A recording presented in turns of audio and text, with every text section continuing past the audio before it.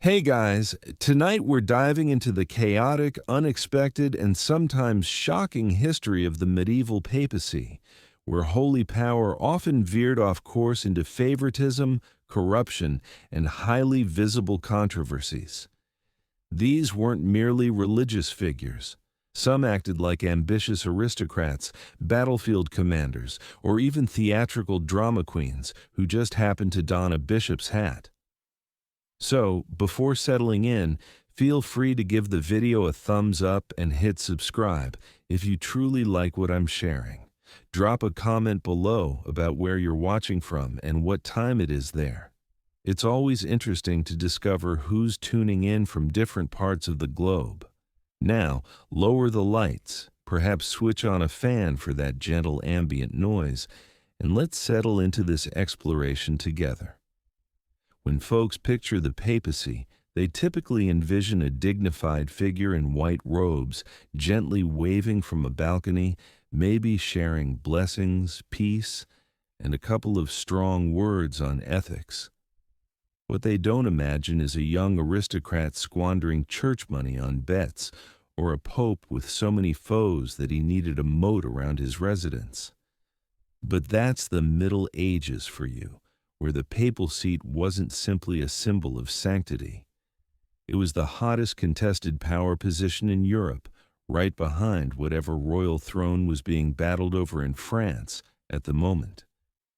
In principle, the Pope served as Christ's representative, the spiritual guide for all believers, a person devoted to devotion, modesty, and altruism. In reality, the papacy frequently operated like a prestigious political award handed around among eager clans, much like an ornate hot potato, one that included troops, territories, and sufficient wealth to launch a modest realm, or at least spark a scandal or two. The chair of St. Peter wasn't merely holy, it was tactical. The person occupying it could anoint emperors, banish monarchs, and declare which faction in a conflict supposedly had divine favor. That's immense responsibility for any individual. It's also a huge lure, particularly if that individual gained the role through payoffs, remote relatives, and a particularly eager bishop. Popes weren't always scholars of divinity or holy men. Many were offspring of nobility lacking battlefield skills, conveniently steered toward the clergy as a fallback profession. Consider this. You're not skilled with a blade, Benedict, but you excel in Latin. How about overseeing all of Western Christianity? Once in authority, certain popes governed like kings, launching conflicts, gathering levies, and in some instances behaving like Renaissance libertines with superior attire. The boundaries between religious influence and political maneuvering grew fuzzier with each passing century. By the 10th and 11th centuries, papal selections featured enough scheming to make a Netflix series seem tame. This is the era we're entering, not one of serene contemplation, but of drive, deceit, and the rare courtroom proceeding against a dead body. To be frank, naming an 18-year-old as the ultimate leader of the Catholic Church wasn't likely the wisest choice. Yet, in 950, Rome did precisely that when Octavian, offspring of an influential Roman noble, ascended as Pope John XII, a title he chose, probably to appear more ecclesiastical and less like a kid who still required assistance with his footwear. He wasn't selected for his devotion or profound religious wisdom. He was picked because his kin wielded enough sway in Rome to turn the Vatican into what resembled a family-operated enterprise. Once in the position, the youthful John handled the papacy not as a sacred duty, but as a kind of private entertainment venue with access to the wealth reserves. His actions soon built him a notoriety that was less spiritual leader of Christendom and more spoiled Roman elite with excessive authority. Viejito, he supposedly bet in the Lateran palace, overindulged in drink, raised toasts to ancient deities at banquets, and converted the papal home into a blend of leisure mansion and a poorly run inn. Observers charged him with making the latter a house of ill repute. He apparently appointed a deacon in a barn. He hosted extravagant feasts where the distinction between wrongdoing and holy rite became hazy, if it was there at all. One historian labeled him as living like a satyr, which in medieval polite terms roughly means, this guy makes Caligula seem modest. Even worse, John had no reservations about blending governance with private grudges. He once ordered a man's eyes removed. Another individual's tongue was reportedly severed. Then he assembled an army, lost it, pleaded with the German Emperor Otto I for aid, and betrayed him as soon as he looked away. It all concluded appropriately in disgrace. In 964, Pope John XII supposedly succumbed to a stroke while in bed with a wedded woman. Some claim he was divinely punished for his transgressions. Others suggest the woman's spouse might have delivered the blow. If Pope John XII's role involved thoroughly and frequently disgracing the Church, then he certainly excelled. His conduct wasn't merely dubious by ecclesiastical norms, it was dubious by Roman pub norms, and that's noteworthy. Let's begin with the betting. Medieval writers were appalled to learn that the Pope, the alleged stand-in for Christ, relished dice games so much that he supposedly engaged in them during official meetings. Nothing conveys, "Blessed are the humble," like hitting a perfect roll while accepting offerings. John was accused of calling upon pagan deities during bets, which from a religious perspective is somewhere between highly troublesome and grounds for Old Testament-style retribution. But John wasn't done. Accounts indicate he maintained a changing roster of lovers, some married, some nuns, and at least one who was probably just delivering provisions and departed with second thoughts and prayer beads. The Lateran Palace, formerly a hub of religious scholarship, turned into something akin to a Roman single man's lair with colorful glass panes. Even his handling of the Church's most revered customs seemed like mockery. He was said to bestow blessings with his left hand, which in medieval iconography was essentially the holy version of a rude gesture. He traded church properties for benefits, appointed a deacon in a horse stall, and supposedly saluted Satan at a boozy banquet. To be honest, it's uncertain if this was a true doctrinal mistake or simply terrible social manners. The Roman elites were outraged. The German Emperor Otto I was even more incensed, particularly after John pledged allegiance to him and then promptly schemed against him. In the end, Otto advanced on Rome and removed the young pope, appointing a successor who was at minimum not intoxicated. But John returned like a medieval melodrama antagonist, reclaiming the papal seat via a mix of bribes, intimidations, and classic disorder. If you figured one controversial pope was sufficient, reconsider. Enter Pope Benedict IX, a figure so divisive he didn't merely hold one papal tenure, he held three, not from piety, not even by widespread support. No, Benedict resurfaced repeatedly like a troublesome property owner reclaiming the rental.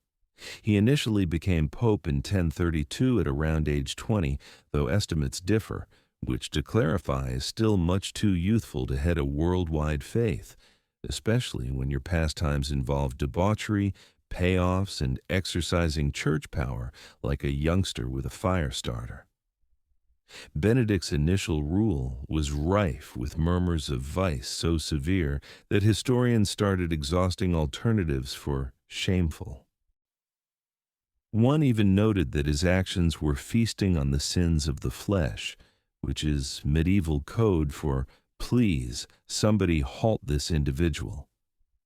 Charges spanned from selling church offices and coercion to the delightful detail that he introduced wild beasts into the papal residence.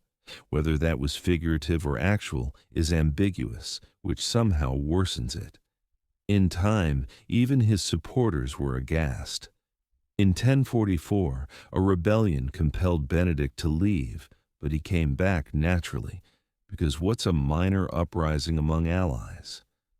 He retook the seat, and then, in a plot twist even Machiavelli might deem over the top, sold the papacy to his godfather.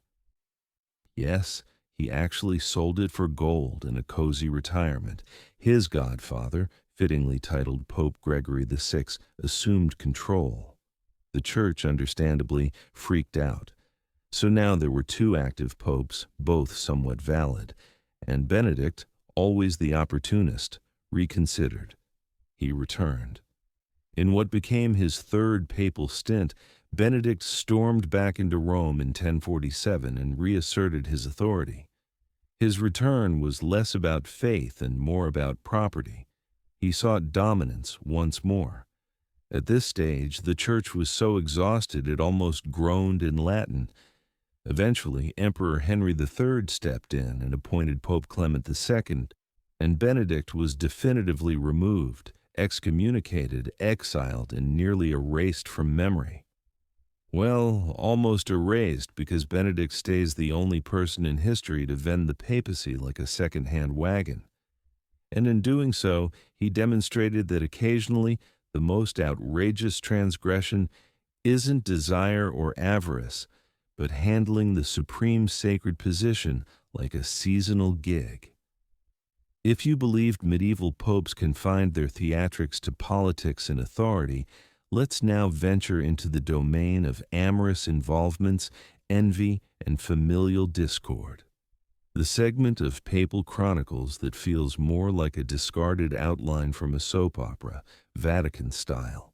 Let's circle back to Benedict IX, who at this juncture in the tale had already seized the papacy more times than most folks redeem coffee loyalty stamps. When he wasn't occupied with being ejected or reinstated, he was tumbling in and out of romance with such tumultuous fervor that even medieval scribes had trouble tracking it. Per one narrative, Benedict chose to sell the papacy to his godfather not from regret or governmental strain, but because, and this is factual, he wished to wed. Evidently, there was a lady he admired, and he thought resigning as pope would win her over. A sentimental act, indeed. A doctrinally appalling one, also indeed. It failed. The woman rejected his proposal, probably because her endowment didn't encompass eternal public disgrace or uncomfortable gatherings where your spouse was formerly pope. Benedict, embarrassed and still unattached, then attempted to reclaim the papacy, no longer for affection, but from pure ecclesiastical resentment. This wasn't a unique instance of love meddling with Rome. Pope Sergius III, earlier in the 10th century, supposedly maintained a prolonged liaison with Marozia, a potent Roman noblewoman. They might have produced a child together who later became Pope John XII. Yes, that's correct.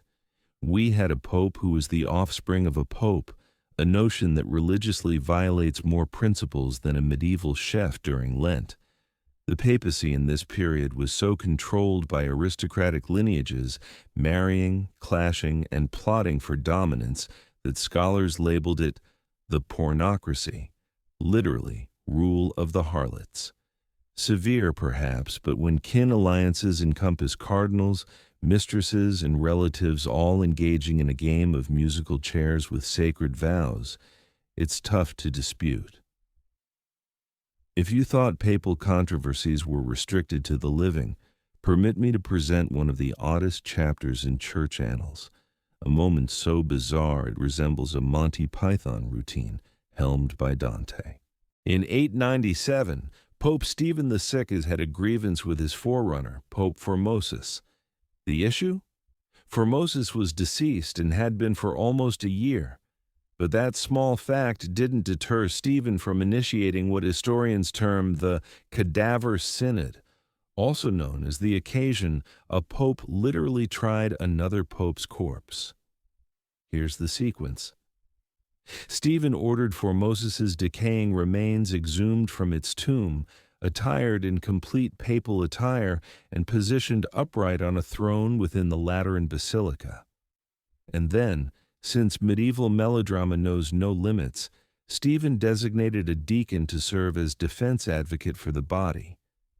Yes, someone had to advocate for a decaying skeleton while maintaining composure. The accusations, unlawfully rising to the papacy, breaching canon law, and basically being pope when someone else believed he shouldn't. Formosus, understandably silent throughout, was convicted. His papal robes were ripped away. 3 of his blessing fingers were severed, and his remains were cast into the Tiber River like a profoundly unhallowed timber. Astonishingly, not all viewed this as a sensible allocation of church assets. The event sparked broad indignation, even by 9th century measures. Rome, already familiar with religious absurdity, collectively inhaled sharply. Uprisings erupted, bishops were horrified. The populace, who had likely witnessed plenty of peculiarities, finally set a boundary at prosecuting corpses. Stephen's papacy didn't endure long afterward. He was jailed and strangled in his chamber, probably by someone who felt justice ought to feature fewer cadavers and more rationality. The Cadaver Synod stands as one of the most notorious episodes in papal history, not because it altered teachings, but because it's a cue that unchecked authority, unbridled resentment, and weak self-restraint can yield courtroom spectacles from which no one, not even the dead, can depart unscathed. After the Cadaver Synod, there was a broad agreement in Rome that matters had become somewhat overboard. You can stretch tolerance quite far: nepotism, bribes, even the sporadic sacred conflict. But exhuming a rotting pope and sawing off his fingers, that was evidently where medieval culture drew the boundary. Pope Stephen VI, right after his post-trial body disposal, anticipated a claim. What he received instead was a papal form of the silent treatment. Bishops murmured, cardinals averted their gazes, Roman residents grumbled over their drinks. The clergy, who had barely endured decades of dubious conduct, now had to justify why the papacy looked like a spooky marionette performance.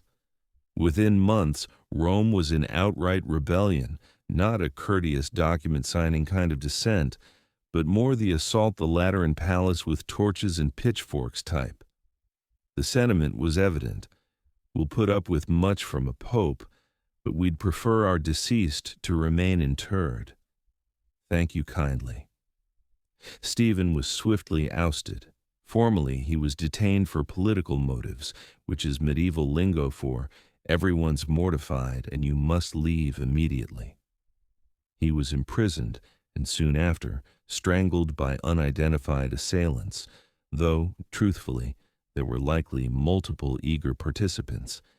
His successor, Pope Romanus, did what most fresh leaders do following a catastrophic predecessor, undid nearly all of it. He invalidated the Cadaver Synod, attempted to retrieve Formosis's remains from the Tiber. They eventually located him and reinterred the unfortunate man with full honors, presumably this time with safeguards. Still, the harm was inflicted. The Synod had exposed just how much papal politics had strayed from spirituality into the territory of spiteful theatrics. Devout Christians, even the more trusting ones, had to wonder, is the individual overseeing our salvation mentally steady enough not to berate corpses? By the early 14th century, the papacy was fully withdrawing from Rome, not for a religious retreat or building overhaul, but because the French monarchy essentially abducted the pope, courteously, of course. In 1309, Pope Clement V relocated the papal court from tumultuous, riot-prone Rome to the far calmer, wine-rich town of Avignon, comfortably situated in southern France. Thus commenced the era known as the Avignon Papacy, or, as Rome might have phrased it, that period our Pope abandoned us for 70 years. Officially, the relocation was for security. Rome, they claimed, was too perilous, which it certainly was. Homicide, factional strife, and typical Renaissance urban turmoil were widespread. But Avignon conveniently fell under strong French sway, and somehow every pope chosen during this time just happened to be French. What an astonishing coincidence. The Avignon court soon gained a notoriety not for devotion, but for opulence. The papal palace resembled Versailles more than the Vatican. Feasts, silks, wall hangings, personal cooks, and whole wine storerooms that could outlast a monastery. One pope reportedly expended more on seasonings than on aid for the needy. You might contend he was flavoring spirits. Diplomatic correspondences and grievances flooded in from across Christendom. Cardinals grumbled about graft. Local Italian nobles seethed. Pilgrims gazed at the vacant panes of St. Peter's Basilica and wondered, is anybody there? But the Avignon popes weren't rushing back. Why head to Rome when Avignon offered superior facilities, fewer crowds, and genuine cheese servings? Nonetheless, fissures began to appear. The church's reputation suffered. Detractors dubbed it the Babylonian captivity of the church, likening the papacy's absence to Israel's exile. Harsh, yes, but when your most sacred office operates from a French vineyard area, it draws attention. Eventually, tension built. In 1377, Pope Gregory XV returned to Rome, but not before almost 7 decades of absence had reshaped the papacy from a Roman entity to a transborder spectacle. It was intended as a secure refuge. Instead, it became a lavish banishment with superb provisions. And just as stability seemed to emerge, the Church opted to amplify the turmoil by selecting 2 popes. If one pope can trigger a scandal and 2 can ignite bewilderment, then 3 popes all asserting legitimacy is what medieval chroniclers officially call a doctrinal disaster. After the Avignon papacy concluded in 1377 and the papacy returned to Rome, the Church exhaled a shared breath of relief for roughly 5 minutes. Then, Pope Gregory XV died. The Roman crowd insisted on an Italian pope, quite vocally, with flames. So the cardinals, many French, hastily chose Urban VI and an Italian. Issue resolved. Not quite. Urban proved to be, shall we say, challenging. He reprimanded the cardinals, declined to negotiate, and charged folks with conspiring against him, which, fairly, they eventually did. The cardinals, regretting their choice almost instantly, proclaimed the selection void, citing crowd coercion and likely indigestion, and picked Clement VII instead. He established operations back in Avignon. Thus started the Western Schism, where 2 popes claimed validity, each banishing the other with fervent zeal and no introspection. It resembled a costly separation, but instead of dividing assets, they divided Christendom. Monarchs had to choose allegiances. France, Scotland, and Spain supported Avignon. England, the Holy Roman Empire, and much of Italy aligned with Rome. Bishops were perplexed, congregants were mystified, and salvation itself started to seem like a question of location. This dual pope arrangement persisted for decades, but naturally, the Church discovered a way to worsen matters. In 1409, a council in Pisa attempted to fix the problem by dismissing both popes and selecting a third, Alexander III. But neither original pope resigned, so now, for a short and splendid instant in history, the Catholic Church had 3 popes. Each asserted sole legitimacy. Each excommunicated the others, and all 3 declined to share the sacred headgear. Finally, in 1417, the Council of Constance took decisive action. They removed or compelled all 3 claimants to withdraw and chose Pope Martin Failly, who presumably vowed not to initiate more schisms for at least a week. If you thought the papacy couldn't surpass corpse trials, papal auctions, and holy trios, let me present Rodrigo Borgia, better known as Pope Alexander VI, a man whose tenure was so extravagant that even Renaissance Italy flushed. Elected in 1492, yes, the same year Columbus set sail, Rodrigo was less a spiritual guide and more a governmental top predator. His ascent to the papacy included the standard devotions and fragrances, plus an unprecedented amount of bribes. Cardinals supposedly got mansions, riches, and possibly pedicures for their ballots. It was less a vote and more a religious bargain bonanza. Once enthroned as pope, Alexander managed the Vatican like a fusion of crime syndicate base and kin estate. And I mean kin. He publicly recognized several offspring, most notably Cesare and Lucrezia Borgia, which for a pope vowed to chastity was a daring step. Rather than concealing his illegitimate children, he advanced them. Cesare received military expeditions. Lucrezia got strategically advantageous unions. Nepotism? The Borgias created the premium edition. Alexander was also an expert in duplicity. He'd assure French kings one thing, then promptly correspond with the Spanish ruler proposing the contrary, complete with his wax imprint and likely a gratis vial of papal vintage. The church coffers were treated like a personal savings, funding battles, celebrations, and upgrades that curiously favored Borgia family assets. The papal court under Alexander was notorious. Sumptuous feasts, costume dances, and whispers of revelries in the apostolic palace grew so common that some peers suspected he mixed holy decrees with event coordination. The phrase Borgia poison wasn't symbolic. Adversaries tended to perish suspiciously post-meal. Despite the uproar, Alexander was remarkably capable, politically astute, financially shrewd, and well-linked. If the papacy was a venture, he operated it like a chief executive with a blade beneath the table. He fortified the Vatican's framework, steadied its finances by pressuring all, and broadened its reach across Europe. Piety optional, he passed in 1503, probably from malaria or toxin or fate.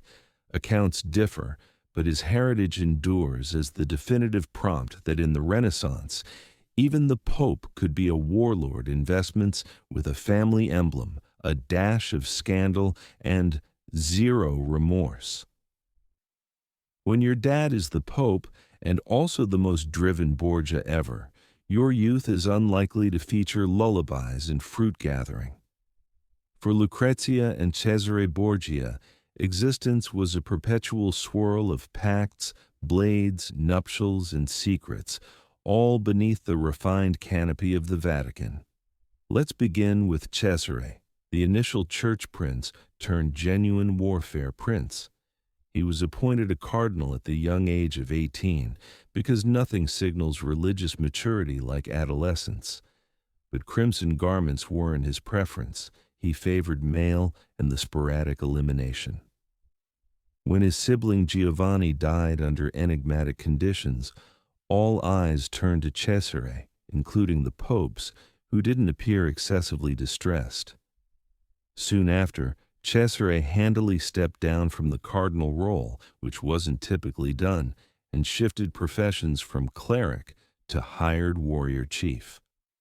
Picture holy figure to assassin in under 30 days. Backed by church funds and supported by his father, Cesare carved through central Italy, seizing towns and dispatching competitors like a papal take on Grand Theft Auto, Renaissance version. Now, Lucrezia. History has been both harsh and muddled about her. Depending on the account, she was either a savvy political piece or a plotting poisoner with a dramatic touch. The reality is probably midway. She wed 3 times, not for love, but because her dad required coalitions. One marriage was annulled, one spouse mysteriously slain. Cesare again, perhaps.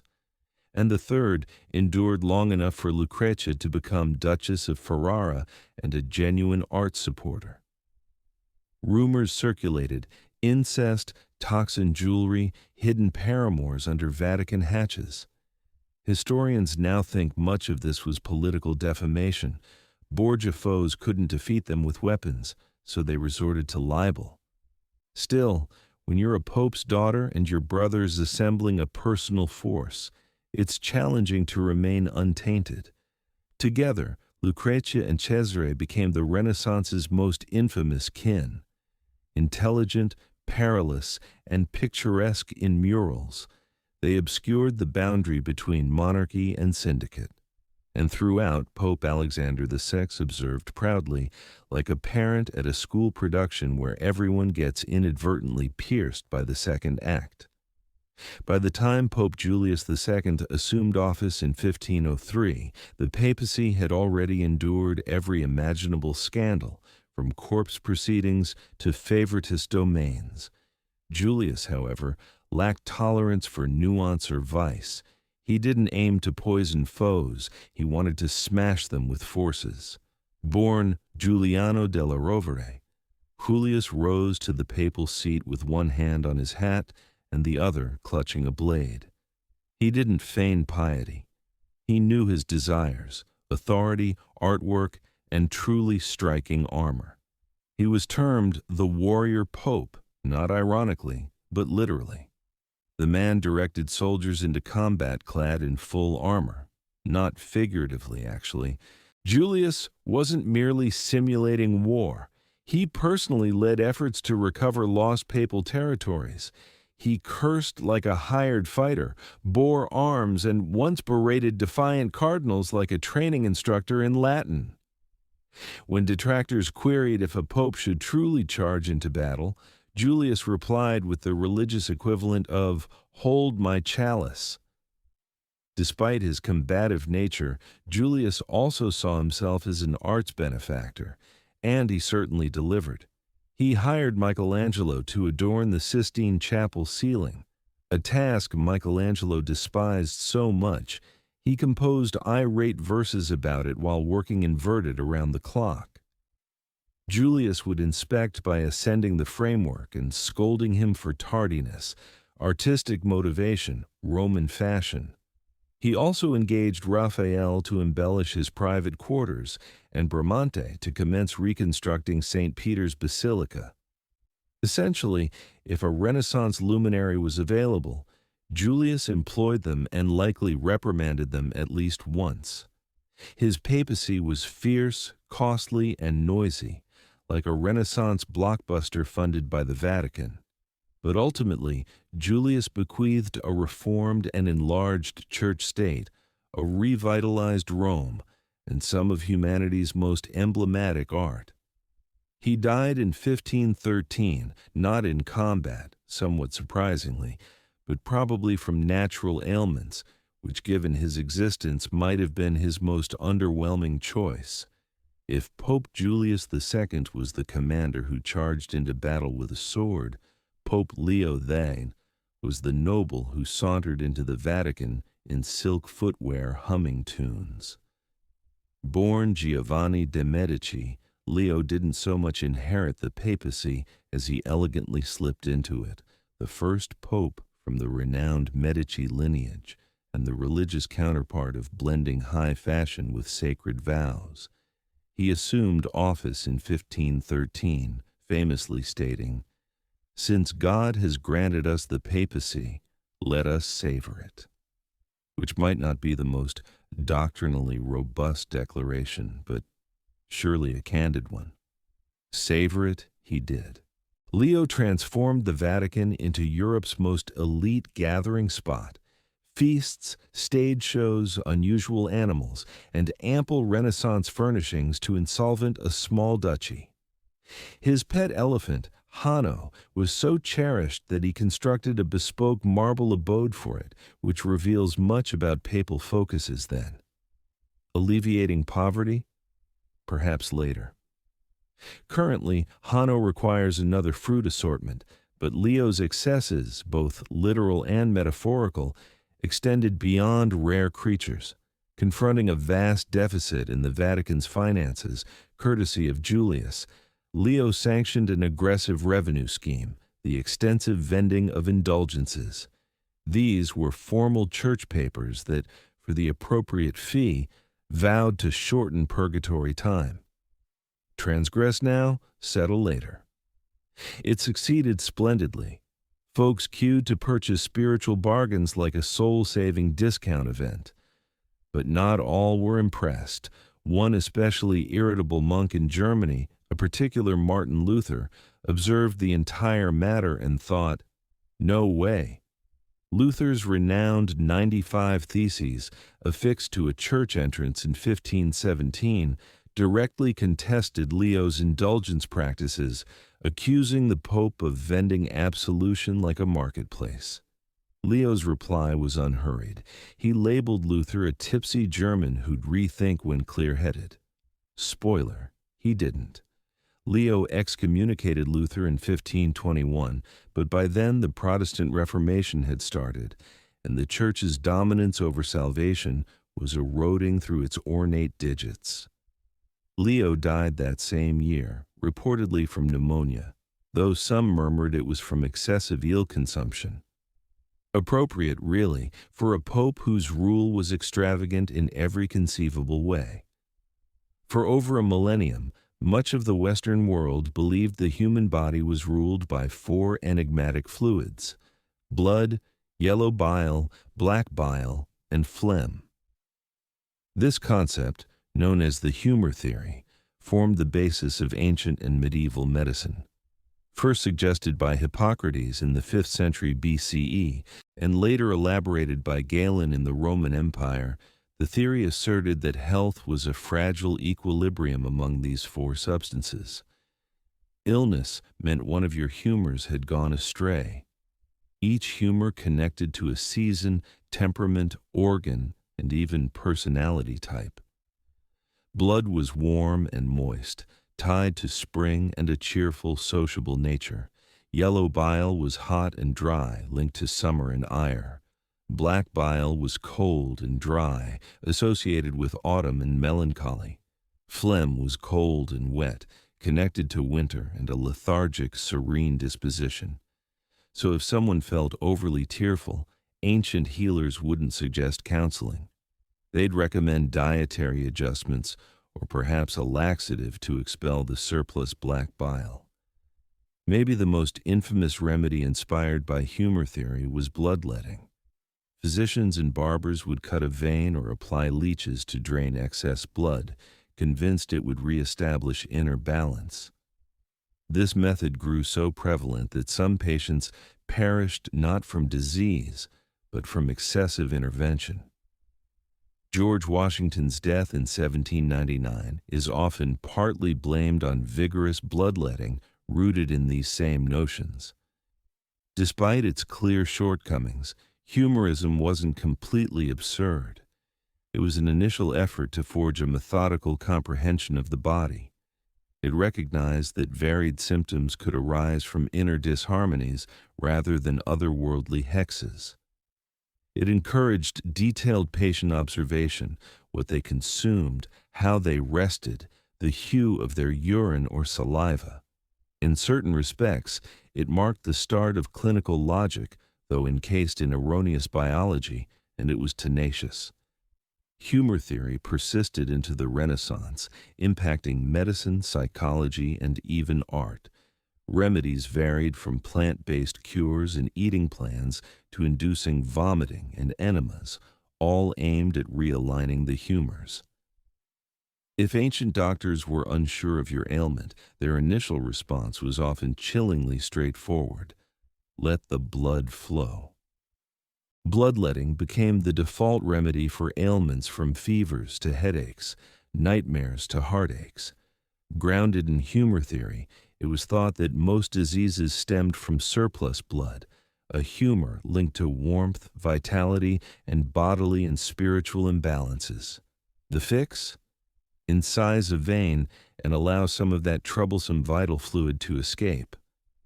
The practice spanned various civilizations. In ancient Greece, Hippocrates advised it prudently, while Galen elevated it to an artistry, contending that blood should be extracted from particular veins based on the ailment's site. Left temple ache? Open the right arm, swollen liver? Target the inner thigh. Accuracy and folly, but accuracy all the same. In medieval Europe, matters intensified. Healers employed detailed schedules called bleeding charts to pinpoint optimal bleeding times according to lunar phases and zodiac positions. Monks and barbers frequently performed the bleeding, thus the traditional red and white barber pole representing blood and wrappings. Yes, your local barber once moonlighted as a surgeon. Bloodletting didn't always involve slicing a vein. Sometimes leeches were employed. These slippery critters could consume several times their weight in blood and were viewed as a milder, tidier alternative. They were so favored that Europe faced a medical leech scarcity in the 19th century. Folks stockpiled them like treasure. Did it succeed? Occasionally by chance. Lowering blood volume can reduce pressure, which might have aided in uncommon instances like high temperatures or specific cardiac issues. But more frequently, it debilitated the patient, heightened infection risk, and hastened demise. George Washington famously had almost half his blood drained during his last sickness. He didn't recuperate. Yet, despite its perils, bloodletting continued into the 19th century. Why? Because it seemed active. It demonstrated the healer was intervening, even if that intervention was damaging. And the ceremony of it, the tools, the diagrams, the striking visuals, bolstered the facade of medical mastery.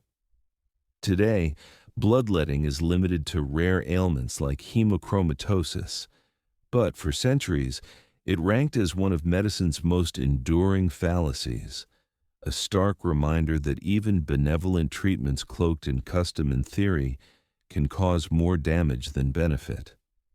Before germs were even a faint notion, ancient societies had their own rationale for illness, miasma, or foul air. For thousands of years, people thought sickness arose not from bacteria or viruses, but from unseen toxic fumes emanating from decaying material, marshes, unburied bodies, or even unethical conduct. If you detected something rotten, you were likely at risk. This theory wasn't marginal. It was core science from ancient Greece to Victorian London. The word miasma derives from the Greek miasma, signifying pollution or blemish. Per thinkers like Hippocrates, inhaling tainted air upset the humor balance in the body, causing disease. In Rome, impoverished districts were regarded as physically and morally impure, and public health authorities sought to fight illness by enhancing airflow and managing scents. The miasma theory endured through the Middle Ages and Renaissance. When the Black Death ravaged Europe in the 14th century, doctors donned odd-beaked masks stuffed with herbs and spices. Those weren't style choices. They were primitive respirators designed to cleanse the air. Cities ignited incense on streets, constructed huge fires, and moved cemeteries hoping to dispel the lethal vapors. In ancient India and China, versions of miasma theory also thrived. In Sanskrit medical writings, bad wind was frequently cited as a disease origin. In Chinese medicine, qi, vital energy, could be tainted by impure air, resulting in physical discord. Though expressed differently, the fundamental idea was identical. Contaminated air equaled unwell bodies. Ironically, though the miasma theory was scientifically incorrect, it yielded some public health triumphs.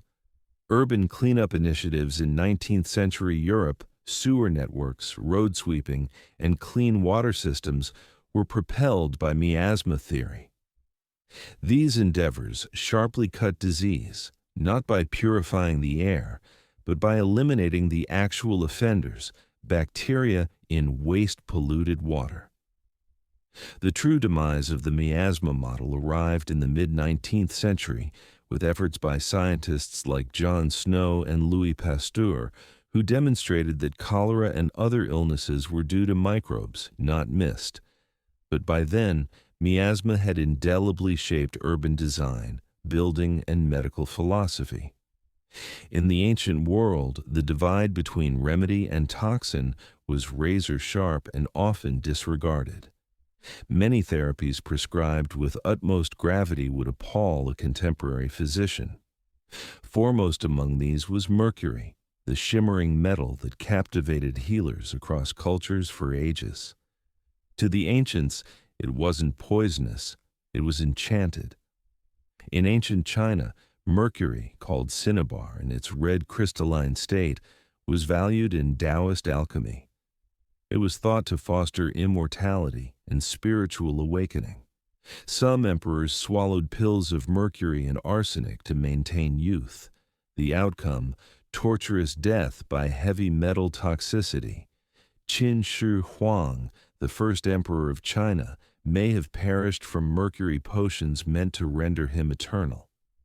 The Greeks and Romans weren't blameless either. Mercury served as a purgative, a cleanser, and even a remedy for skin ailments.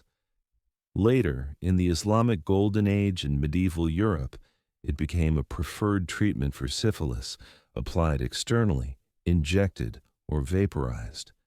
Patients would salivate uncontrollably, shed teeth, and gradually descend into insanity. But if the illness receded, the cure was deemed successful. And mercury was merely the start. Consider mandrake, a root vaguely human-shaped.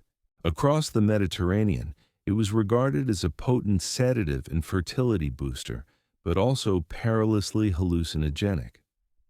Harvesting it was said to be fatal unless performed at night with complex ceremonies, and some tales claimed it shrieked when uprooted. Still, Greek and Roman healers pulverized it into tranquilizers, sometimes mixing it with opium to sedate surgery patients. There was also lead, used in makeup, wine enhancers, and healing ointments. Romans sweetened their wine with a syrup produced by simmering grape juice in lead vessels, tasty but gradually poisonous. Prolonged exposure caused everything from barrenness to lunacy, but few linked it. Even crocodile dung was acceptable, employed in Egyptian birth control mixtures. That's right, insert, cross fingers, and praise the deities. Why did these hazardous remedies endure? Because when medicine relies on symbolism, legend, and experimentation, anything goes. If something had a potent odor, a striking impact, or an odd form, it was apt to be considered mighty. And occasionally, by pure luck, it functioned. The ancient apothecary was a trove of marvels and terrors, and while many of its cures were deadly, they also mirror something profoundly human, the readiness to attempt anything amid suffering, even ingesting poison seeking relief. When you consider ancient Egyptian medicine, one iconic image prevails: the mummy. But while embalming was mainly a rite of faith and demise, it also discloses a surprising amount about how Egyptians comprehended the human body and where they deviated, sometimes wildly, from anything we'd term science today. The Egyptians were fixated on conservation. They believed that for eternal life, the body must stay whole. This prompted one of history's most detailed embalming processes, extracting inner organs, desiccating the body with natron salts, and wrapping it carefully in linen. The brain, removed via the nose with a hooked instrument, then discarded, ironically, one of the most intricate organs, was considered worthless. Yet their embalming abilities demanded a working grasp of anatomy. They knew how to identify and remove the liver, lungs, stomach, and intestines. They grasped the positioning of muscles, bones, and vessels. In many ways, embalmers were ancient Egypt's nearest equivalent to surgeons, practitioners who learned by disassembling the body. That said, Their comprehension of function trailed far behind their knowledge of structure. They thought the heart was the hub of cognition, recollection, and feeling, hence why it was preserved in place or separately. The brain, mere stuffing. They believed ailments stemmed from obstructions in bodily pathways, often due to malevolent spirits or impure food. Remedies encompassed herbal treatments, invocations and incantations, medicine and mysticism entwined.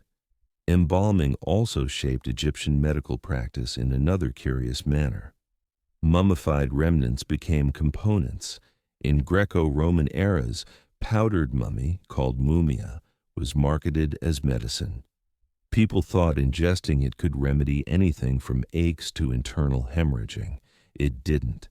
It just meant consuming preserved human remains blended with resin and cloth. Despite the mystical context, Egypt also possessed medical documents like the Ebers Papyrus, cataloging hundreds of cures for injuries, digestive problems, and reproductive matters. Some were remarkably effective, involving honey, a natural antibacterial, moldy bread, hello penicillin forerunner, and castor oil. Others featured crocodile dung, talismans, or deity appeals. In the medieval Islamic world, one individual stood at the intersection of legend and medicine. Avicenna, also known as Ibn Sina. Born in 980 CE in present-day Uzbekistan, Avicenna became a monumental presence in both philosophy and science. His most lasting creation, the Canon of Medicine, was a vast medical compendium that ruled Islamic and European medicine for centuries. Avicenna inherited the heritage of Greek intellectuals like Hippocrates and Galen, but he didn't merely replicate their concepts. He refined, contested, and systematized them into a more unified framework. The canon was organized like a comprehensive manual, definitions of ailments, anatomy, pharmacology, diagnostics, and therapies. It covered everything from kidney stones to depression to rabies. But even Avicenna, brilliant as he was, remained bound to humor theory. He expanded on the four humors and even linked them to personalities and organs. Yet his brilliance resided in how methodically he implemented these ideas. He stressed observation, testing, and rational deduction, a major advance in medical approach, even if his biology was flawed. One of his prime contributions was in pharmacology. Avicenna documented hundreds of medications, classified their impacts, and demanded they be tested under controlled settings. He cautioned against overprescribing and highlighted the role of nutrition and surroundings in recovery. This comprehensive method, addressing not just signs but way of life, feels remarkably contemporary. His surgical expertise was restricted, but his grasp of infectious diseases was forward-thinking. Avicenna depicted illnesses spreading via water, soil, and air, edging perilously near germ theory. He even advocated isolation during epidemics, centuries before it became routine. In Europe, the canon of medicine was rendered into Latin in the 12th century and served as a university manual until the 1600s. It was esteemed not only for its material, but for its lucidity. To European healers navigating mysticism and folklore, Avicenna's volume was like medical doctrine. Of course, he wasn't flawless. He still endorsed astrology, temperaments, and Gold's medical use. But in an era where bleeding, chanting, and conjecture were standard, Avicenna provided something invaluable: structure, reason, and a methodical way to glean from patients. In essence, he didn't dispel the myths, but he guided medicine from obscurity onto a route of analytical thought. For that, Ibn Sina secured his spot among medical titans. If Hippocrates was medicine's father, Galen was its enduring sovereign. Born in 129 CE in the Roman Empire, Galen became the ancient world's most influential medical thinker, so influential that his mistakes molded Western medicine well into the Renaissance. Galen was ingenious, yes, but he was also spectacularly erroneous in ways that plagued medical progress for over a millennium. Galen adhered to the four humors, but elevated the theory to dramatic new levels. He maintained that each organ had a chief humor, that ailments arose from humoral disharmonies, and that restoring balance needed exact interventions like bloodletting, purging, or dietary tweaks. His anatomical texts were treated as scripture, but here's the catch. He never dissected a human corpse. Roman regulations prohibited it. So Galen depended on animal dissections, mainly apes and swine. The outcome, a torrent of incorrect presumptions. He thought the liver generated blood, which then moved to the body via unseen openings in the heart. He believed the brain chilled the blood like a cooler, and that the heart didn't pump blood. It merely took it in and dispersed it. These weren't minor errors, they became core principles for 400 years. Despite this, Galen wasn't merely a dogmatic adherent. He championed empirical scrutiny, performed trials, and applied logical inference in assessments. He was a prolific author, generating hundreds of works blending medicine, philosophy, and anatomy. His output was so extensive and authoritative that subsequent scholars hesitated to contest him. To do so was nearly sacrilege. In the Islamic realm, Galen's writings were converted to Arabic and later Latin, becoming standard in medieval European academies. But with veneration came inertia. For centuries, medical learners were taught to verify Galen, not interrogate him. Dissecting a human body and spotting discrepancies? The body must be faulty, not Galen. It wasn't until the Renaissance and individuals like Andreas Vesalius that Galen's anatomical mistakes were finally refuted via direct human dissection when blood was found to circulate, not merely ooze. Medicine was at last freed from his hold. Galen's heritage is paradoxical. A brilliant intellect whose commitment to logic and observation motivated generations, yet whose errors postponed vital medical advances for ages. Ultimately, he reminds us that knowledge must always be probed, even from a prodigy with a blade. In the West, ancient medicine leaned heavily on bodily fluids and bloodletting. But in the East, especially ancient China, medicine followed a wholly different path, one based on unseen energy, flowing streams of life force and precisely positioned needles. Enter acupuncture, a practice over 2,000 years old and still employed today, despite its enigmatic and sometimes misconstrued roots.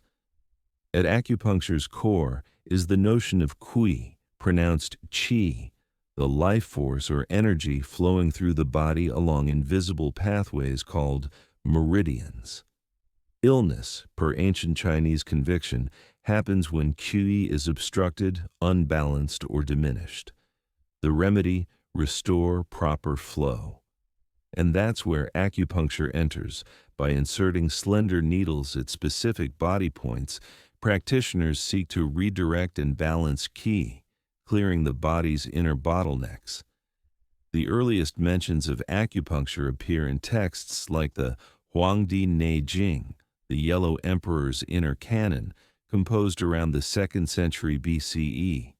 This foundational text described meridians, acupuncture sites, and how various organs aligned with elements like fire, earth, and water. It wasn't grounded in anatomy as we understand it. There were no blood vessels or nerves in these meridians. Instead, it was a framework rooted in equilibrium, harmony, and nature's observation. Despite the mystical phrasing, acupuncture did yield noticeable effects. It could alleviate pain, promote calm, and sometimes enhance recovery, likely from the body's endorphin release and nervous system reactions. In ancient times, these outcomes were seen as proof that qi was restored.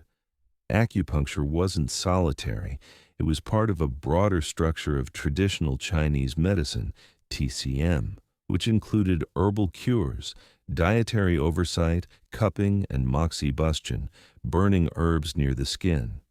The objective was always identical: restore inner balance and align the body with nature. Western medicine stayed doubtful for centuries, particularly because acupuncture's anatomical assertions didn't match scientific paradigms. But in the modern age, research has shown that while meridians may not exist physically, acupuncture can affect the nervous system, ease chronic pain, and even assist with nausea or migraines. It's not sorcery, it's biology reinterpreted. For all the strange ceremonies, hazardous materials, and outright mythical theories that formed ancient medicine, not everything was guesswork. In fact, some ancient remedies, born from keen observation, testing, or sheer need, were surprisingly potent. And in some cases, modern science has come full circle to affirm they were onto something. Let's start with honey. Used in ancient Egypt, Greece, and China as a wound covering, honey was valued for its sweetness and antibacterial traits. Today we know honey has enzymes producing hydrogen peroxide, making it effective against certain bacteria. It also maintains wound moisture and creates a protective layer. Modern medicine now uses medical-grade honey for burns and ulcers, proving not all viscous cures are folklore. Ancient Indian healers, especially those practicing Ayurveda, advocated turmeric for inflammation and digestion. Modern studies confirm that curcumin, turmeric's active component, has anti-inflammatory and antioxidant properties. It doesn't heal everything as once asserted, but it's not mere spice rack quackery either. The Ebers Papyrus, one of the oldest Egyptian medical texts, included treatments for constipation, parasites, and even depression. Some formulas involved castor oil, garlic, and willow bark, the last containing salicin, a precursor to aspirin. That's right, long before Bayer marketed tiny white tablets, ancient Egyptians chewed nature's analgesic. In China, herbalists used ma huang, ephedra, for asthma and congestion. Its active ingredient, ephedrine, was later extracted and used in modern decongestants and stimulants, until banned in many nations for abuse. Still, it demonstrated that even without molecular insight, ancient healers could pinpoint powerful compounds via trial and error. The Greeks, particularly Hippocrates, emphasized diet and lifestyle as medicine. "Let food be thy medicine," he reputedly said. And while modern nutrition science is far more intricate, the core notion that health starts with intake remains deeply valid. Even practices like quarantine, used in ancient Persia and suggested by Avicenna, showed early recognition of disease spread long before germ theory. Imagine laboring a full month harvesting crops, erecting temples, or transcribing texts, and instead of coins or electronic transfers, you're compensated in barley sacks. Welcome to ancient Mesopotamia, where economics operated not on cash but on grain. This wasn't barter, it was a remarkably structured, centrally managed economic setup with temples and palaces functioning as early bureaucracies, and in many ways, primitive banks. In locales like Uruk and Lagash, salaries were computed based on social rank, occupation, and output.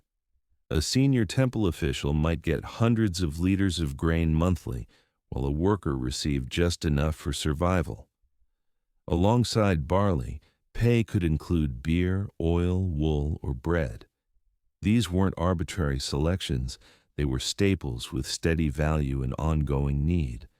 view them as Mesopotamia's gold standard for everyday life.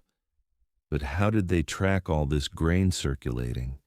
Enter the potent clay tablet inscribed with cuneiform. These early ledgers listed laborers' names, duties, allotments, and even tax payments. Scribes, basically the era's accountants, used uniform measures and symbols. One tablet might state, 2 workers, 5 days, 3 liters of barley per day. Multiplied across thousands of workers, you can grasp the coordination scale required. Temples weren't solely worship sites, they were economic powerhouses. They oversaw vast lands, hired thousands, and stockpiled food for redistribution. Workers labored in temple fields, tended temple animals, and mended temple structures, all for rations. And since the temple distributed those rations, it controlled both workforce and sustenance. State and faith were merged in economic strategy. There was even credit and interest. Need extra grain for winter? Borrow from the temple with interest, often repaid in goods. Can't repay? You risked debt bondage or property forfeiture. The earliest usury regulations and debt pardons arose here. Some kings, acknowledging runaway debt's peril, occasionally wiped obligations in grand economic resets, what we'd call a jubilee. If Mesopotamia operated on barley, ancient Egypt ran on the Nile and its grain. The river wasn't merely hydration, it was the civilization's economic foundation. Annually, the Nile's inundation deposited rich silt along its shores, enabling vast farming. And from this dependable cycle came one of history's most centralized state-dominated economies. Egypt didn't employ coins until the late Pharaonic era. For most of its history, it ran on a redistribution model. Farmers paid harvest portions, usually grain, as tax to the state. That grain was stored in huge state silos, some holding enough to sustain cities. These silos served as economic cushions, especially during famine, drought, or unrest. Instead of private finance, Egypt's economy channeled through the pharaoh and his administration. The vizier supervised economic strategy, with scribes sent kingdom-wide to evaluate yields and gather taxes. Everything was recorded meticulously, from plot sizes to climate. If a farmer missed quota, he might face whipping or penalty. The records were unyielding. Grain wasn't just sustenance, it was money. Workers building temples or pyramids weren't paid in gold, but rations. Bread loaves, beer, onions. A laborer's daily pay might include 5 loaves and 2 beer jugs, seen as both nourishment and recompense. Even artisans and priests got in-kind compensation, scaled by status. The state also fixed prices. Surviving lists show goods' relative worth. How many grain sacks for a goat? How many loaves for sandals? This wasn't free enterprise, but a regulated pricing to ensure trade order and social steadiness. Wealth was gauged less in metal, more in land and grain. Nobles with vast holdings amassed huge power, but the pharaoh always held ultimate claim. In scarcity, the state reopened silos as mercy and authority reassertion. Unlike Egypt or Mesopotamia, the Greeks introduced something forever reshaping economics: coins, real stamped metal currency for daily deals in lively markets. This wasn't mere tech advance, it was mental. It built value trust, backed not by grain or deities, but a collective worth notion stamped into silver and bronze.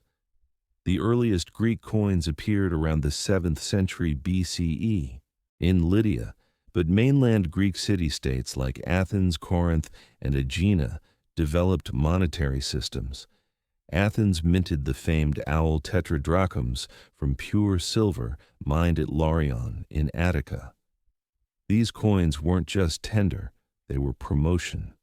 The owl, denoting wisdom in Athena, reminded users of the coin's origin and guarantor.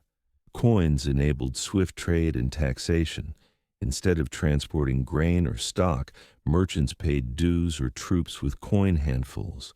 Crucially, coins standardized value, vital in pan-Hellenic networks where diverse economies needed commerce.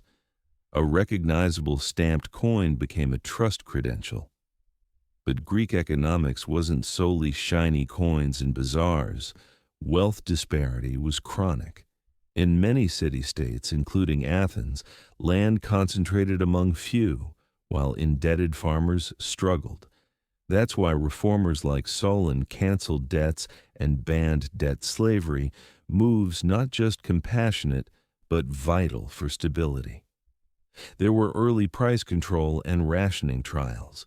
In war or famine, some poleis capped bread costs or limited grain exports. The state intervened when markets grew harsh, and government wasn't alone in strategic economics. Temples were key players. Sites like Delphi or Delos functioned as finance hubs, holding funds, lending, issuing receipts. Faith and economy intertwined with more marble. Greek philosophy shaped economic ideas, too. Plato and Aristotle discussed usury dangers, profit ethics, and ideal self-sufficiency commerce balance. For them, economics wasn't mere arithmetic, it was morality. In Greece, the coin emerged, but so did the debate. How to handle wealth, power, fairness in a world where money moves quicker than grain? As Rome ascended, the ancient economy entered imperial scale. The Roman Republic and Empire managed vast lands from Britain to Egypt. With expansion came huge challenge, funding the apparatus keeping legions advancing, aqueducts running, emperors secure. At Rome's economic core was taxation.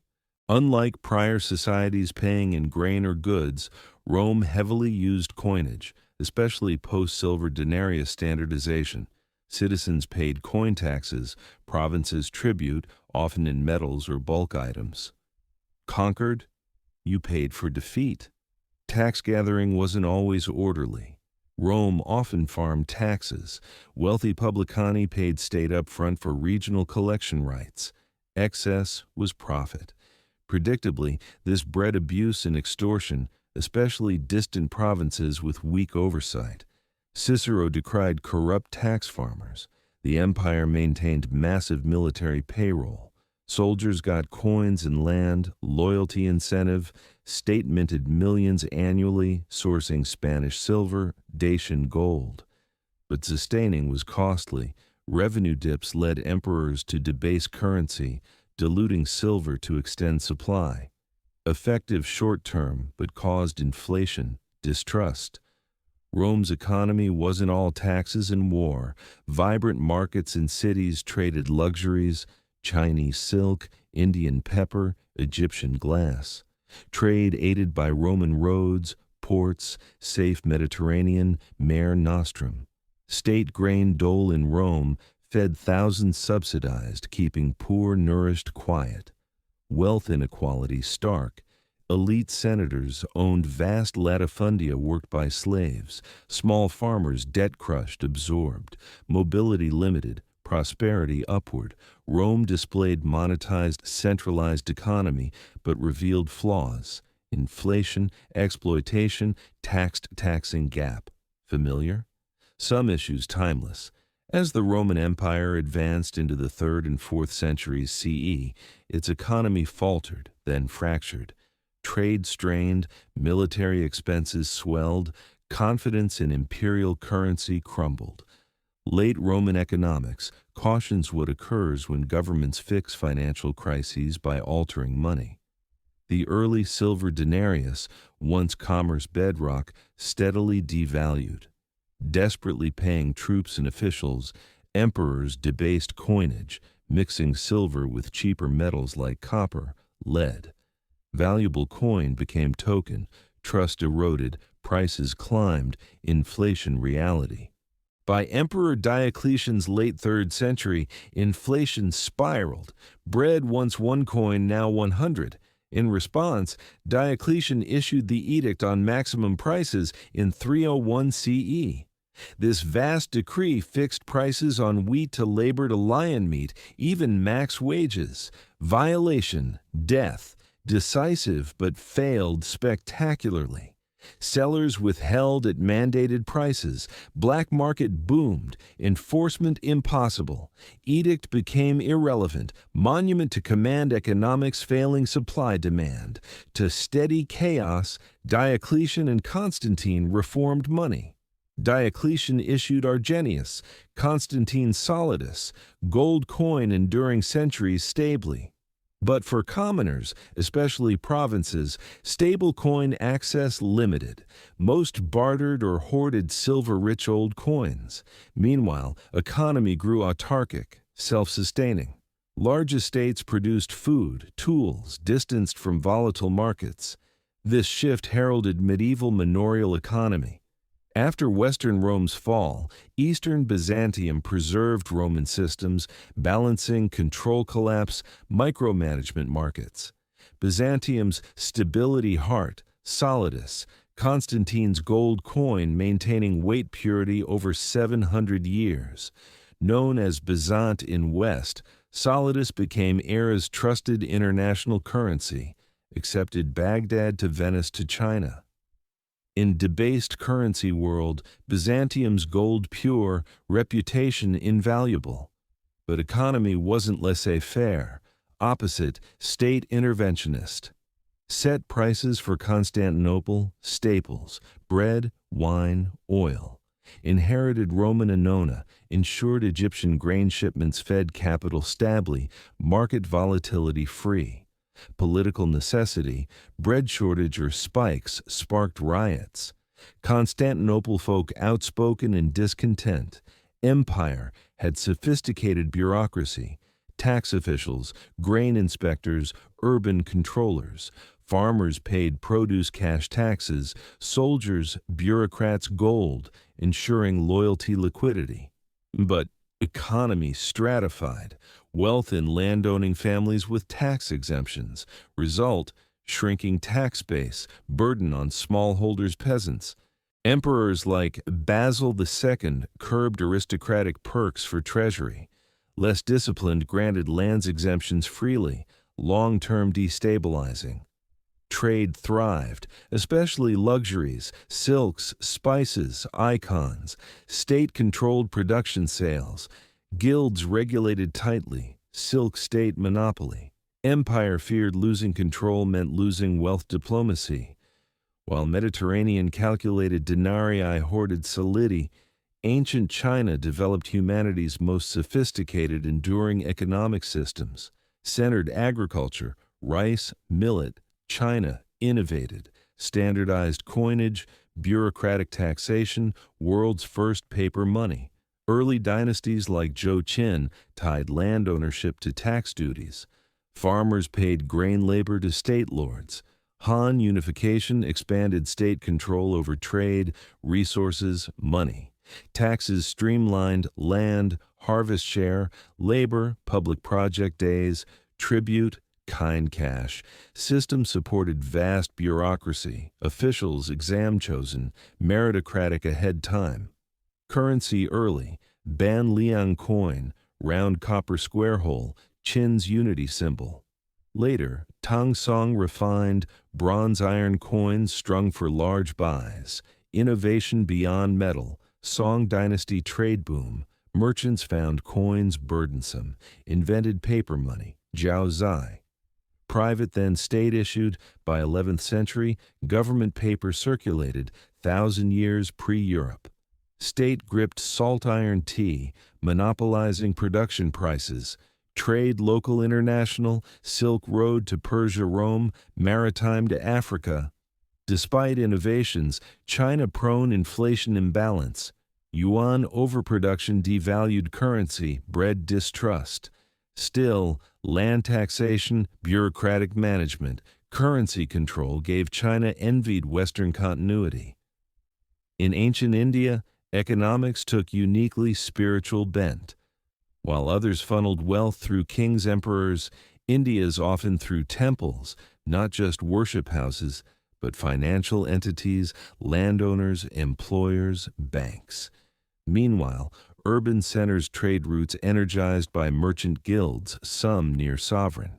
Temples, Tamil Nadu Karnataka, amassed wealth via gold land livestock donations. King Noble might donate village complete with people fields tax rights. Temples reinvested, lent grain, leased land, hired artisans, managed irrigation. Inscriptions show interest loans repaid kind coin. Priestly elite became fiscal overseers, blending right revenue. India's economy entwined religious festivals, pilgrimages. Towns Varanasi, Madurai drew holy day crowds, boosting local trade. Vendors, performers, farmers, financiers benefited. For pilgrims, spiritual trip doubled economic. Parallel temples, merchant guilds, shreni, organized associations, blacksmiths, weavers, spice traders regulating prices, quality, wages. Some had conduct codes, internal courts.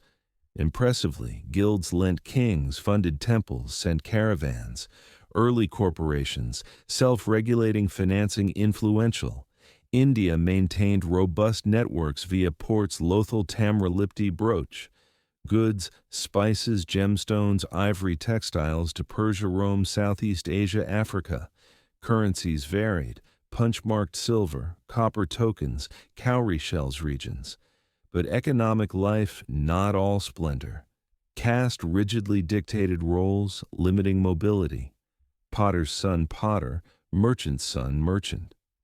Flexibility existed practice, but institutional change rare. Across ancient world, from Mesopotamian barley wages to Byzantine price controls, one clear: human economies beyond money. Systems, trust, power, belief, survival.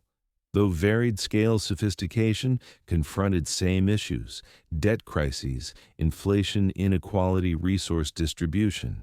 Debt recurring, Mesopotamia, debt to enslavement, kings forgave amnesties.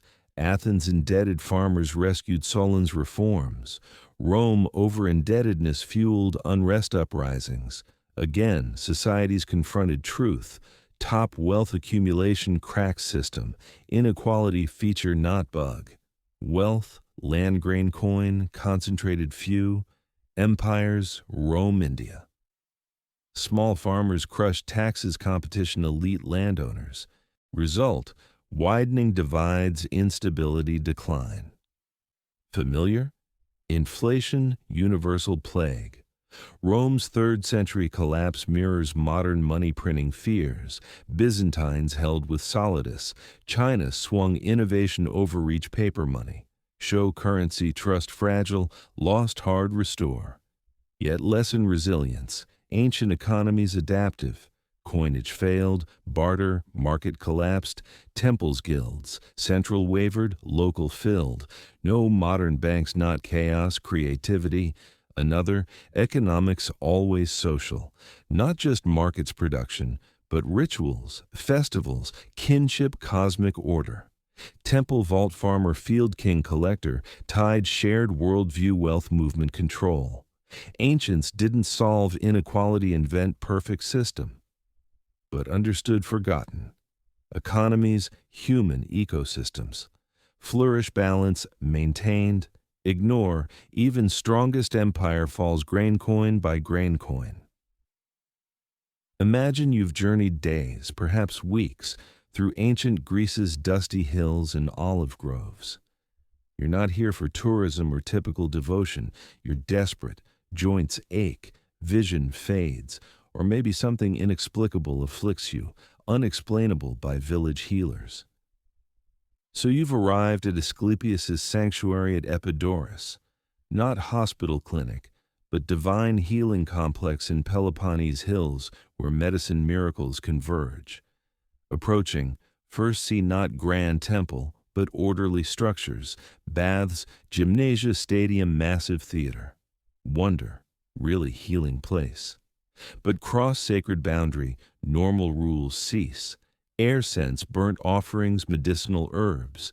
Pilgrims murmur prayers, sacred dogs roam, and everywhere snakes, non-venomous but unsettling.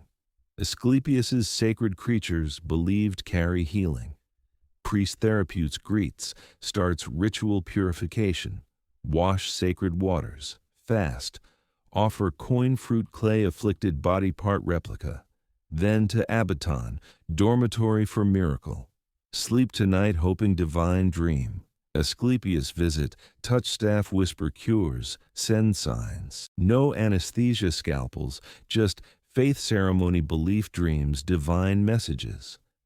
For ancient Greeks, healing not mere physical, spiritual, psychological, symbolic. Epidaurus ultimate for cure transformation, leave unchanged. No. For many, last hope.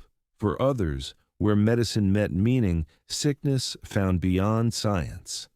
Before Epidaurus' premier healing, myth, divine behind sanctuary, Asclepius. Understand sanctuary, understand God.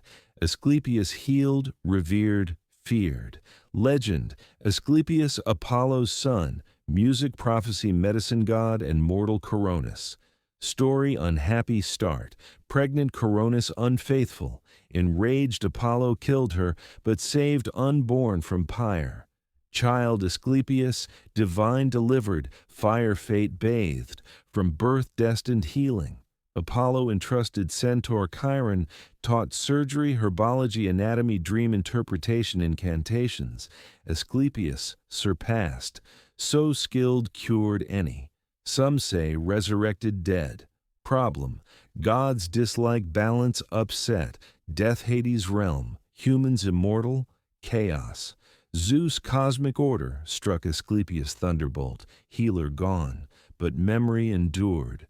People mourned, honored, deified. Asclepius mortal mythic doctor to God, worshipped hope, not fear. Emblem, staff single snake, medicine symbol today. Sanctuaries. Greece, famously Epidaurus, gathered seek blessing. Unlike gods demanding blood gold, Asclepius faith terracotta limb whispered prayer. Greeks found divine power model healing. Compassionate, wise, personal. Epidaurus connect older, deeper, divine. At sanctuary heart, ritual, unlike modern medicine, incubation and koimesis, Greek. No scalpels, pills, white coat diagnosis. Patients slept Abbaton, sacred dormitory. Goal, dream. Asclepius divine physician house calls asleep. Before Abbaton, purification, not hygiene, soul cleanse. Fasting, bathing, abstaining behaviors, ritual sacrifices required. Body, spirit worthy, patient lie temple roof, quiet columns, flickering lamps. Some offerings, clay aching limbs organs, others hope only.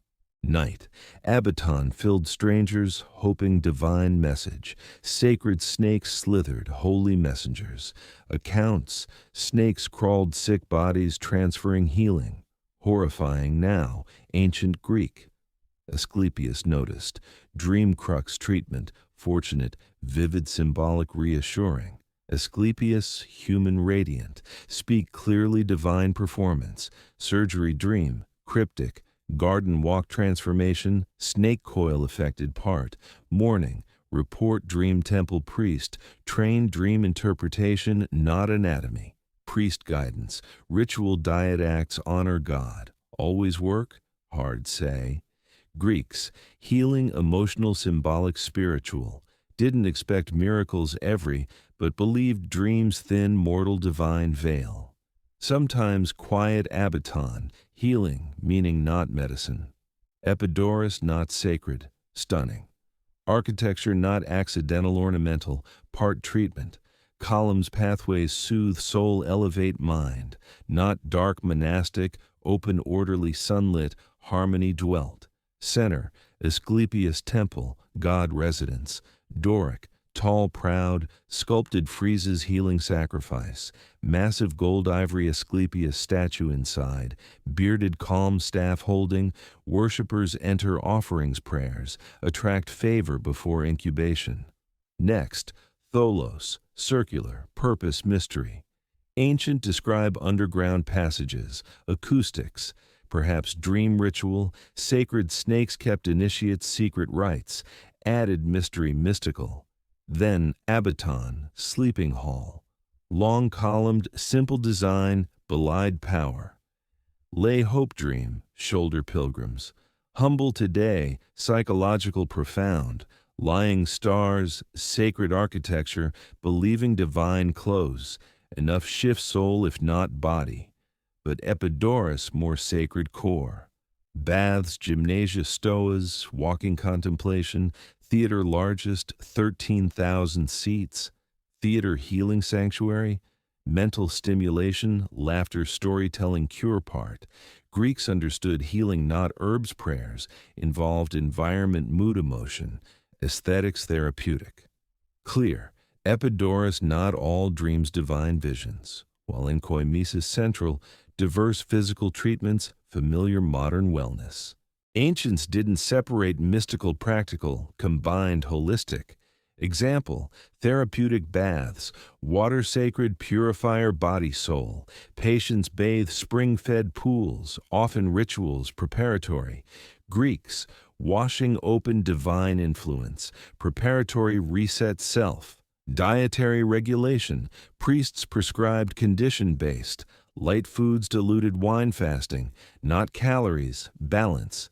Hippocratic, disease imbalance, food restore harmony, fasting before Abaton sleep, potent vivid dreams, physical activity encouraged, walk colonnades, exercise gymnasia attend theater, emotional release movement communal laughter integral. No mental health term, but mind mattered. Better therapy. Greek tragedy, hearty laugh. Snake's sacred Asclepius symbolized renewal wisdom life cycle. Non-venomous slithered temple dormitory, touch sleep healing sign, God's listening. Terrifying maybe, ancient sacred reassurance. Minor surgeries wound care performed. Rudimentary today. Tools, honey herb salves, basic antiseptic. Combined prayer ritual, holistic truest. Epidaurus welcomed all. Unlike elite temples, beacon everyone. Farmers, merchants, noble slaves. Sickness indiscriminate, God healing too. Inclusivity made Epidaurus not worship place, living archive suffering hope. Patients from Greek world beyond, limping blind carried stretchers, chronic mental infertility, unexplained maladies baffled locals. Regular cures failed. Here, none tried. Anyway, not just sick, families pilgrimage, brought ill children accompanied elderly, last relief chance. Sanctuary bustling human stories mosaic, each divine reply longing. No people not archaeology alone, inscriptions left, marble slabs near Abaton, dozens testimonies carved, patient studies. One, paralyzed arm man dreamed Asclepius massaging, awoke cured. Another, blind woman dreamed God touching eyes, vision regained morning. Stories dramatic theatrical, others humble short, all gratitude theme. Inscriptions purpose beyond records, public proof miracles inspire faith attract pilgrims. Imagine entering frightened sick reading carved like you healed walked out. Hope contagious, but not all cured. Every stone miracle, unrecorded disappointments surely. Yet failure, even transformed. Perhaps community ritual beauty place, simply seen, not lost cause, worthy divine attention. Behind tranquil rituals marble columns, small army kept sacred healing machinery. Not free-for-all pilgrims hoped magic, structure, ancient theocratic healthcare, rituals, interpreters, snake feeders. Top, Asclepius priests, therapeutes, attendant servants God, not modern priests, caretakers, temple patients, spiritual guides, psychologists, ritual technicians, trained ceremonies, dream interpretations core. Patient awoke incubation, priests listened translated divine symbolism actionable. Not all divine whispers, sanctuary physicians, Hippocratic Galenic. Hybrids trained practical medicine sacred rites, recommended diets, administered salves, massages, minor surgeries. Healers, divine invoked, practical, not ignored. Dream interpreters, specialized priests decoding nocturnal messages, Asclepius. Dreamt snake's neck god, golden blade surgery, determined meaning, behavior, change, new offering ritual repeat, interpretations gentle alarming, weight carried, support vital. Attendants cleaned dormitories, managed sacred animals grounds, guided newcomers. Musicians calming melodies, ceremonies. Scribes essential, carved miracle testimonies, documenting Asclepius divine one healing time. Not functionaries, belief custodians, preserving hope expectation balance, Epidaurus healing not God alone, human hand sacred service, thousands pilgrims structure legitimacy, not chaos choreography, divine dance God's dreams human helpers, modern eyes strange but Epidaurus iconic building not temple hospital, theater. Massive hillside carved 13,000 seats, flawless acoustic symmetry praised today. Theater healing sanctuary? Greeks, drama therapy. Performance not entertainment, ritual soul cleansing, catharsis. Emotions, tragedy. Comedy, grief, joy, anger, laughter, not illness distractions, treatments. Play fate suffering help grieving mother release sorrow. Comedy break paralyzed fear, isolation. Group therapy ancient. Theater connected patients, mythic worldview sanctuary. Plays divine justice, human error healing redemption. Figures, Orestes, Electra, Asclepius stage. Stories not entertainment. Mirrors, God's heroes, pain loss rebirth struggle. More, theater social, pilgrims, Mediterranean dialects, traditions, gods, sat side laughed cried together, shared emotional broke barriers, no longer stranger illness, part healing community. Scholars, performances timed Asclepius festivals, after sacrifices rituals, dream incubation, attend theater reflect, final act multi-day therapeutic, involved body-spirit emotions, walk Epidaurus ruins today, hard not feel history wait softly silence, columns broken statues weathered, sanctuary spirit lingers, represents modern world remembering, healing prescription, experience. Centuries, Asclepius sanctuary thrived premier ancient healing. Other Asclepia cos Pergamon, Epidaurus heart, Romans respected power, active till Christianity, pagan temples closed, repurposed, sacred snakes vanished, dream halls quiet, Asclepius god to myth. But legacy endures, staff single serpent, global medicine emblem, holistic treatment, mind, body, spirit, echoes modern wellness, psychology, palliative, Epidaurus anticipated, belief recovery, role, environment, importance, human connection, healing. Teaches ritual power, fasting, bathing, prayer, storytelling, structure, suffering, meaning. Not random, narrative part. Many pilgrims transformative. Even today, patients better when seen, heard, guided journey, not symptom clipboard. Epidaurus reminds human need believe. God, science, dreams, data. People seek story, sense, illness, health, not superstition, survival. So ruins, not admiration, ancient architecture. Question, healing sacred again. Hospitals meaning not treatment, medicine past wisdom. Epidaurus not cure bodies, restored hope, sometimes greatest miracle all.